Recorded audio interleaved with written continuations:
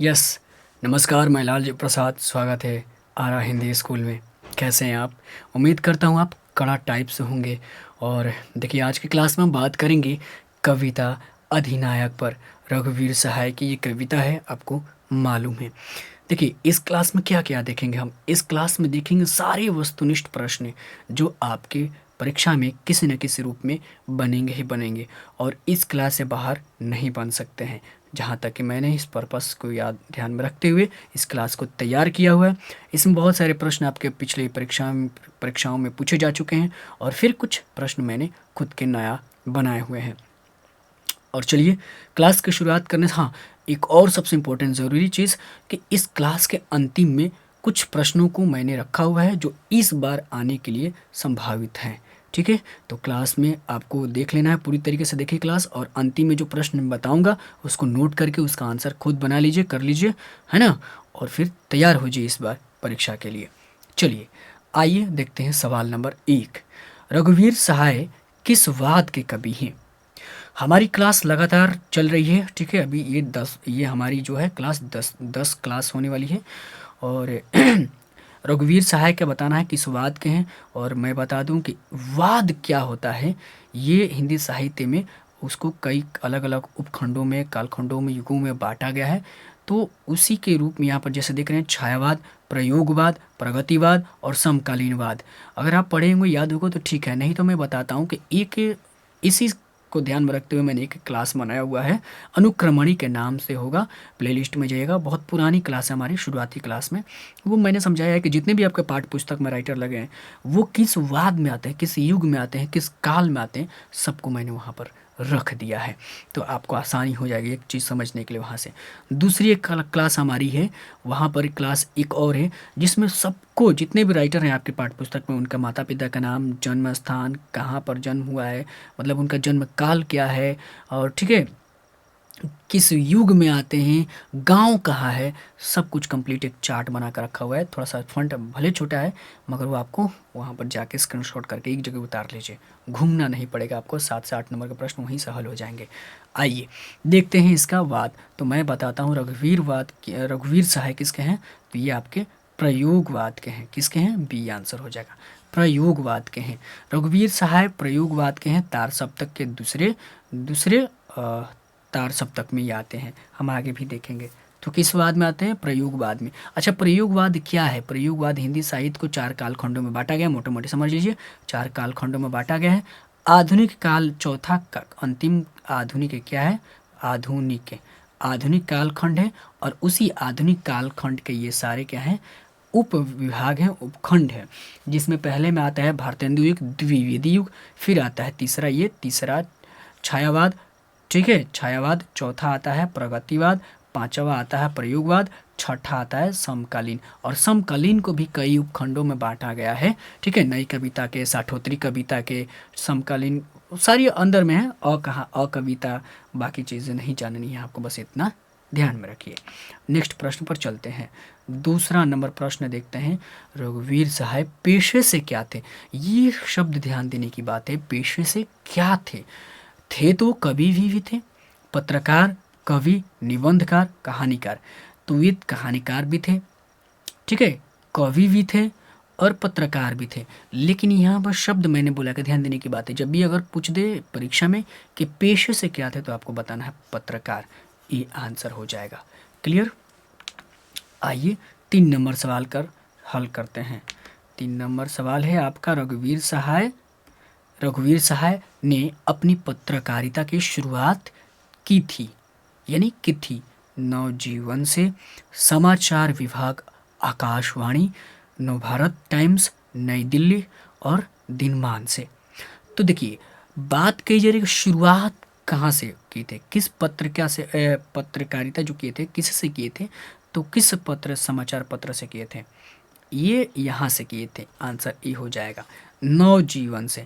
समाचार पत्र विभाग आकाशवाणी, नवभारत टाइम्स नई दिल्ली, इसमें ये काम किए थे, संवाददाता के काम किए थे इसमें, ठीक है।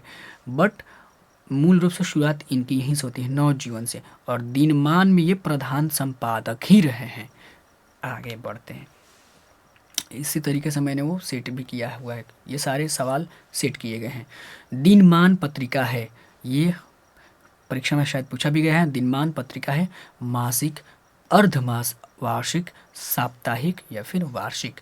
तो दिनमान क्या है आपका, ये वार्षिक भी नहीं है, साप्ताहिक भी नहीं है, अर्ध नहीं है, मासिक है। मासिक, दिनमान मासिक, मासिक पत्रिका है। ठीक है, ये मैं सही बता रहा हूँ गलत बता रहा हूँ, इसका कमेंट करके ज़रूर बताइएगा। 4 नंबर का दिनमान क्या है तो क्या है, इसका आंसर आगे भी आपको मिलेगा, लेकिन अभी आप बताइए कि मैं सही बता रहा हूँ गलत बता रहा हूँ। ठीक है, क्योंकि मुझे भी कन्फ्यूजन है उसमें। रघुवीर सहाय किसके प्रधान संपादक थे? रघुवीर सहाय संपादक रविकर के। प्रधान संपादक बताना है। अभी हमने बताया कि प्रधान संपादक किसके थे, दिनमान, साप्ताहिक हिंदुस्तान के, धर्मयुग के। इसके भी नहीं तो इसके भी नहीं, तो अभी दिनमान हमने बताया है ना। दिनमान का ही क्या थे, ये प्रधान संपादक रहे हैं। 6ठा नंबर है, रघुवीर सहाय किस सप्तक के कवि हैं? सप्तक की, अच्छा सप्तक क्या है सर? सप्तक मैं बता दूं कि प्रयोगवादी जो कवि रहे हैं, जैसे अज्ञेय जी, तो उन्होंने सप्तक लेकर आया। यानी सप्तक का मतलब होता है 7, सप्तक का मतलब होता है 7, यानी 7 कवियों को मिलाकर सप्तक बनाया गया और 4 सप्तक इन्होंने रखा। यानी 28 कवियों को इन्होंने सम्मिलित करके 7 कवियों को मिलाकर सप्तक तैयार किया। पहला का नाम था तार सप्तक, सप्तक का नाम था तार सप्तक, ठीक है। पहला का नाम था तार सप्तक, दूसरा का नाम था दूसरा सप्तक, तीसरा सप्तक, चौथा सप्तक तक 4 चला था, जिसमें 7। और दूसरा जो सप्तक था ना, इसके बाद दूसरे नाम से आता है दूसरा, और दूसरे नाम से ही ये दूसरा नाम जो है, इसमें दूसरा नाम के ही ये रघुवीर सहाय कवि हैं। और दूसरा नाम का है, दूसरा में है ये कौन सा है, रघुवीर 7वां, यानी अंतिम, ये सबसे अंतिम कवि हैं। उसमें भी तार सप्तक में सबसे अंतिम कवि उम्र के हिसाब से। आइए, रघुवीर सहाय ने किस कविता के केंद्र की स्थापना की? कविता केंद्र की स्थापना यहाँ पर बताना है। किस कविता केंद्र की स्थापना? नागरी प्रचारणी, सरस्वती, तार सप्तक और कौमुदी। तो देखिए, नागरी प्रचारणी नहीं होगा, सरस्वती का भी नहीं होगा, ये चिंतामणि घोष किए थे, उसका मेन थे। और फिर तार सप्तक यज्ञ नहीं होगा, कौमुदी आपका डी आंसर हो जाएगा। कौमुदी आप बार बार पढ़े भी होंगे। ऐसे आप जिस चीज़ को देखिए, जिस सवाल का अगर आपको आंसर मालूम है तो बहुत बढ़िया, अपने मन में भी जवाब देना है कि अच्छा इसका ये आंसर होगा। ठीक है, 8 नंबर, रघुवीर सहाय, हो सके तो कमेंट भी कर दीजिएगा थोड़ा बहुत। रघुवीर सहाय का जन्म स्थान कहाँ है? तो कि इलाहाबाद, राजनांदगांव, काशी, ग्वालियर। रघुवीर सहाय, इलाहाबाद आपको मालूम है कहाँ है, किसका हुआ है?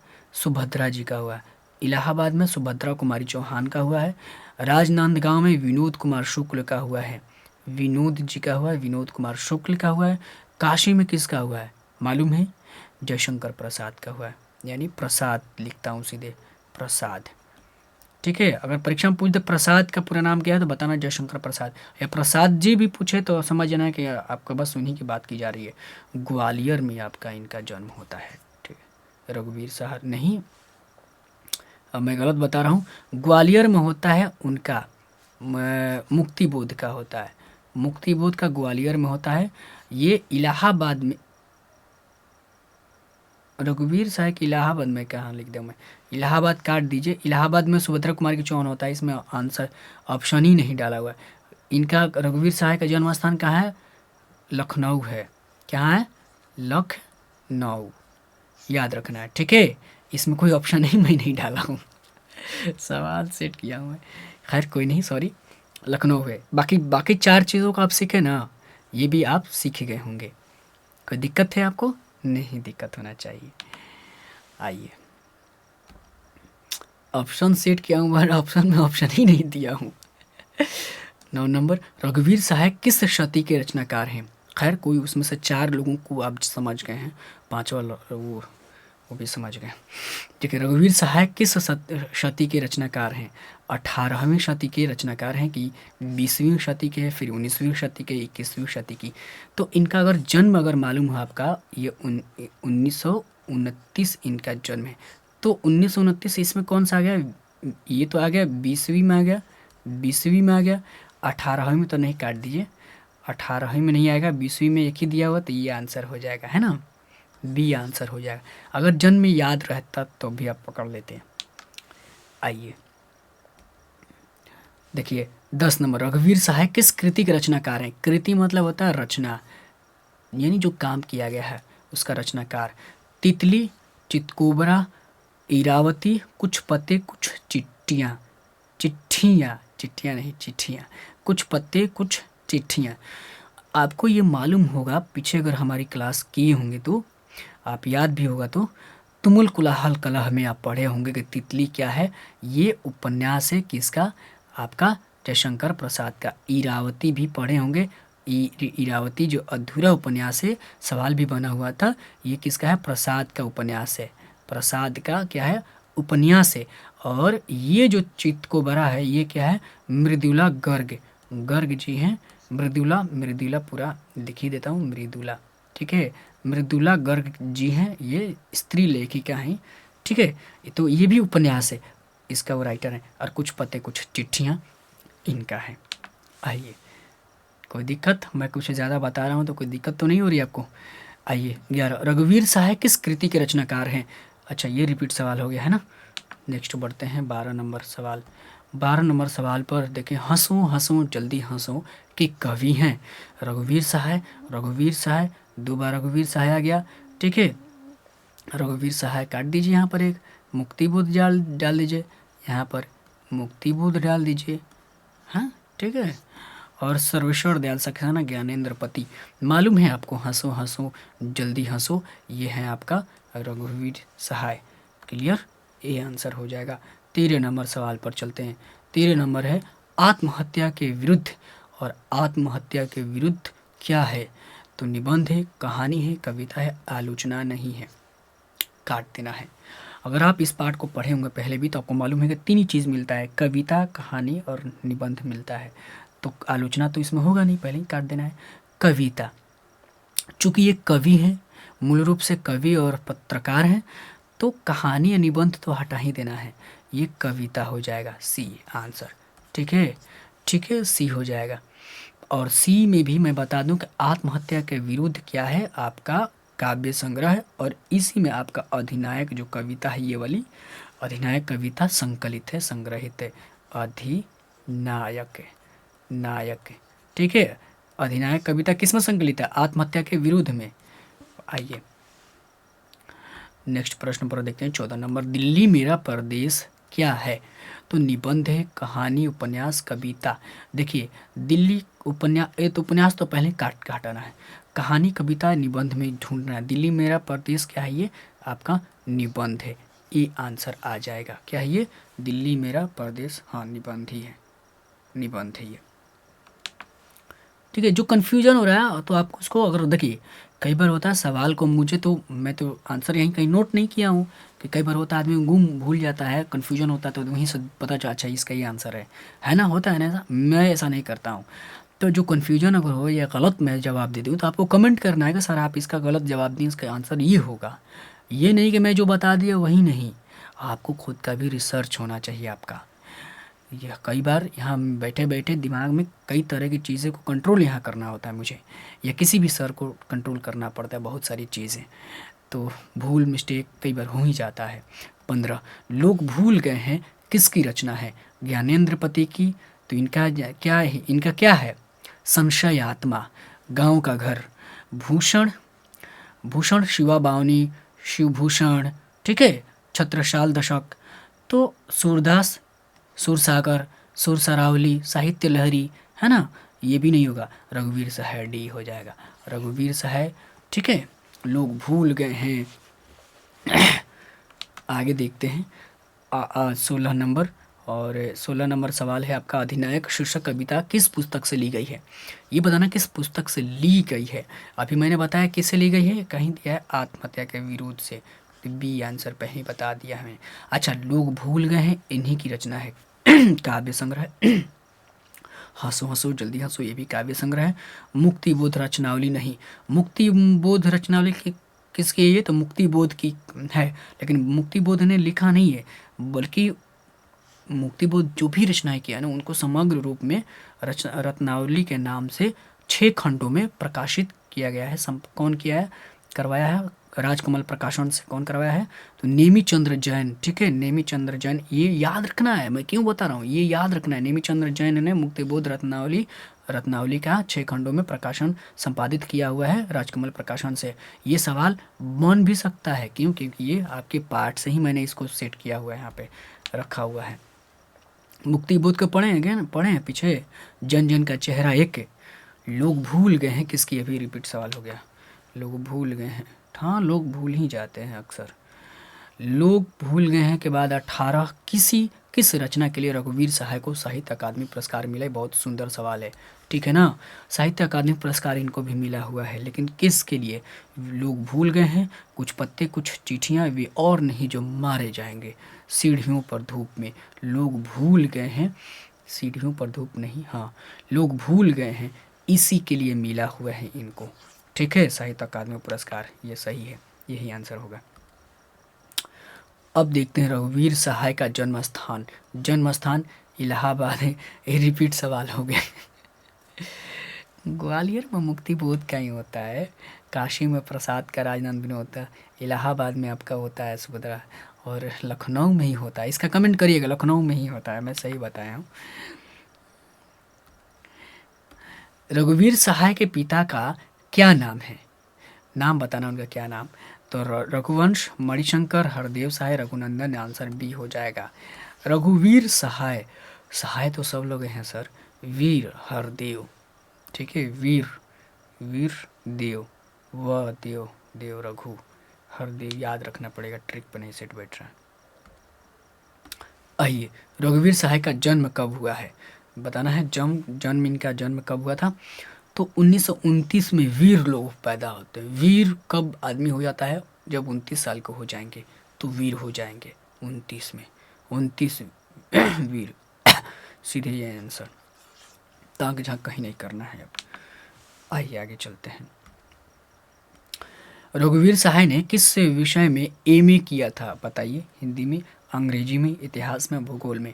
और आज विश्व हिंदी दिवस भी मनाया जा रहा है। विश्व हिंदी दिवस, अंग्रेज़ी में, हाँ अंग्रेज़ी में किया था, हिंदी में नहीं किया था इन्होंने एमए।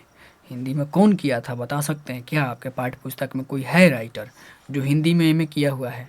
बताइए कमेंट करके, पीछे हमने पढ़ा भी है। आइए, राष्ट्रीय त्योहार के दिन हरचना जो है, हरचरना क्या पहने हुए है? पानी पीना पड़ेगा हमको, लगातार नॉन स्टॉप बोल रहा हूँ ना मैं। हरचरना क्या है? हरचरना ये क्या है? इसे जो अधिनायक कविता, इसका ही क्या है? ये पात्र है। कई बार पात्र पूछता है, बताइए कि अधिनायक के पात्र कौन है? तो हरचरना है, याद रहना चाहिए। हरचरना जो है कौन है भाई? फटा कुर्ता पहनता है, फटा पैजामा, फटी धोती, फटा सुथन्ना। एक बार इस कविता को पढ़ लीजिएगा, बहुत छोटी कविता है। तो इसका आंसर डी हो जाएगा, है ना, डी आंसर। अच्छा, हर पूछ दे कि हरचरना जो है ये किसका प्रतिनिधित्व है? तो ये है आम आदमी का, शोषित आदमी का, पददलित लुंठित लोग जो हैं उसका ये प्रतिनिधित्व करता है ना। कविता बहुत शानदार कविता है, और कविता कैसी है? व्यंग्य कविता है, यानी व्यंग्य उसको करते हैं जो इस पर कटाक्ष किया गया हो। सिंहासन पर बैठा उनके तगमे कौन लगाता है? पंक्ति, उनके मतलब वो सत्ताधारी लोग, अधिनायक मतलब जो मालकियत को करता है, जो सत्ता को अपने हाथ में अधीन करना चाहता है, उसी को अधिनायक जो बोलते हैं। तो ये कौन है? उनके मतलब जो सत्ताधारी हैं, ये टोपी टाई बेल्ट वाले हैं लोग। मैं एक वर्ड बोलता हूँ, टोपी टाई बेल्ट, ठीक है, इस पर मैंने कुछ लिखा भी है, बहुत सारी चीज़ें टोपी टाई बेल्ट को लेकर। तो ये जो टोपी टाई बेल्ट वाले हैं, उनका जो तगमा है, उनका जो लेके घूमता है लोग, ये अभी तमाम तरह के होर्डिंग लेके लड़के दौड़ रहे हैं। अब जैसे नौजवान भी दौड़ेंगे, कोई झंडा लेकर दौड़ेगा नेताओं के पीछे, वही आप आगे चलकर दौड़ने वाले हैं, कोई ना कोई ज़रूर दौड़ेगा उसमें। तो वो तगमा आप कौन है? आप ही हरचरना है, हम हरचरना है, हम आम आदमी, बेरोजगार आदमी ही हरचरना है, समझें? चीज़ों को। और हम किसका तगमा लेके घूमते हैं भाई, लगाते हैं नेताओं की तगमा उठाते हैं, घूमते हैं कि देखो, ठीक है, सिंहासन पर जो बैठा है वो अधिनायक। बताना है जन जन का चार एक अधिनायक से सीधे, ठीक है, बी आंसर हो जाएगा। सिंहासन शब्द आ जाए, ठीक है, तगमे शब्द आ जाए, इस तरीके का शब्द है तो सीधा अधिनायक में पहुंचना है, ये याद रखना है आपको। डरा हुआ मन बिमन जिसका बाजा रोज बजाता है। डरा हुआ मन बिमन जिसका बाजा रोज बजा देता है। बाजा कौन बजाता है? बाजा अधिनायक बजाता है। बाजा अधिनायक मतलब नेता बजाता है, नेता। कब कोई आए रात में कहे कि आज लॉकडाउन लगेगा, कब कोई आए रात ही में कहे कि आपका क्या कह दे, नोट बंद। कब कौन सा राजा है जो आपका रात कहे बाजा बजाना है, ताली थाली बजाना है, यानी कब कौन कह दे, वही कह रहा है कि बेमन, उसका जो मन करेगा डरा हुआ। कौन से लोग होते हैं? वो डरे हुए लोग होते हैं। यानी जनता जब, अब जो हरचरना जब जग जाएगा ना, यानी हम आप जब जग जाएंगे तो जो डरा हुआ जो नेता है वो क्या है? डरा हुआ है। तब वो कुछ भी आदेश देने लगेगा, कुछ भी देश में कुछ भी तो बेमनी मनमानी करने लगेगा, है ना, वही राजा। आप समझ गए इसका आंसर क्या था मैंने? इसका आंसर क्या है? अधिनायक में है, ठीक है, अधिनायक। चलिए एक सवाल हर रोज की तरह एक सवाल आप बताइए। आपके लिए कमेंट में सीधे लिखना है कि रघुवीर सहाय के पिताजी, यहाँ पर डालना है पेशे से ये थे, जो भी थे डाल के कमेंट कर देना है आपको ये सवाल, ठीक है। कोई ऑप्शन नहीं, सीधे आपको, ताकि मालूम चले कि आप ये रिसर्च करते हैं, पढ़ते हैं, खोजबीन करते हैं। अब सबसे ज़रूरी सवाल, इस बार की परीक्षा में आपके आने वाले संभावित प्रश्न हैं और इनको तैयार करके किसी हाल में जाना है। 2 नंबर के सवाल, 5 नंबर का सवाल, और ये 4 नंबर के साइंस वालों के लिए, 5 नंबर के आर्ट्स वालों के लिए आता है। ये सप्रसंग, व्याख्या, भाव, भावार्थ करें, मर्म बताएं, सब कुछ तो आपको एक ही तरीके से बताना है। और जाइए, शुरुआती दौर में मैंने सबको सारी क्लासों में समझा दिया है कि कौन कौन इसका फॉर्मेट क्या है, कैसे इसको लिखा जाता है, सब कुछ मैंने समझाया हुआ है। आइए, हरचरना कौन है, यहाँ पर कौन है, ठीक है, और उसकी क्या पहचान है, 2 नंबर का सवाल। अधिनायक मैंने ये भी बताया है कि कितने नंबर के सवाल को कितने में हल करते हैं, चैनल पर जाकर विजिट करिए, शुरुआती 3-4 क्लासों में सब कुछ बताया हुआ है। अधिनायक कौन है, उसकी क्या पहचान है, ठीक है। 2 नंबर का सवाल, अधिनायक कविता का भावार्थ केंद्रीय विषय लिखें। अगर भावार्थ कह दे केवल, या फिर केंद्रीय विषय कहें, बात एक ही लिखना है, वही चीज़ आपको सब प्रसंग व्याख्या लिखना है। ये दोनों को किसी हल में तैयार करके जाना है, इन्हीं सवाल को करना है। इस बार इस पार्ट से निश्चित रूप से ये सवाल कोई ना कोई एक बार बनेगा ही बनेगा। अब देखते हैं राष्ट्रीय गीत में भला वह कौन है, भारत भाग्य विधाता है, फटा सुथन्ना पहने जिसका गुण हर चरना गाता है। वही फटा सुथन्ना पूरब पश्चिम से आते हैं, नंगे बूचे नरकंकाल, नंगे बूचे नरकंकाल, सिंहासन पर बैठा उनके तग में कौन लगाता है, तो हर चरना लगाता है। क्लियर? चलिए इसको स्क्रीनशॉट लीजिए और तैयार कर लीजिए, आजकल में इसको देख लीजिए, कंप्लीट। क्लियर हुआ? यहाँ पर हमारी क्लास ऊपर होती है। कैसी लगी आपको क्लास? सब कुछ ठीक लगा? मतलब लगा कि कुछ काम की चीज़ें हैं, और अगर थोड़ा सा भी आपको कुछ फील हुआ होगा पॉजिटिव तो आप कमेंट कर दीजिए, जो फील करते हैं, है ना, थोड़ा सा अच्छा लगेगा आप कमेंट करेंगे तो। और लाइक सब्सक्राइब जो करना है करिए, दोस्तों में शेयर करिए, अपने मित्रों को बताइए, जो नए आने वाले नवांकुर हैं 11 क्लास में पढ़े उनको भी बता दीजिए। तब तक के लिए दीजिए इजाज़त, फिर मिलते हैं एक नई क्लास में, है ना। लगातार क्लास हमारी हो रही है चूँकि परीक्षा आपकी नज़दीक है, तो चलिए इजाज़त दीजिए, फिर मिलते हैं एक नई क्लास में। जय हिंद, जय भारत।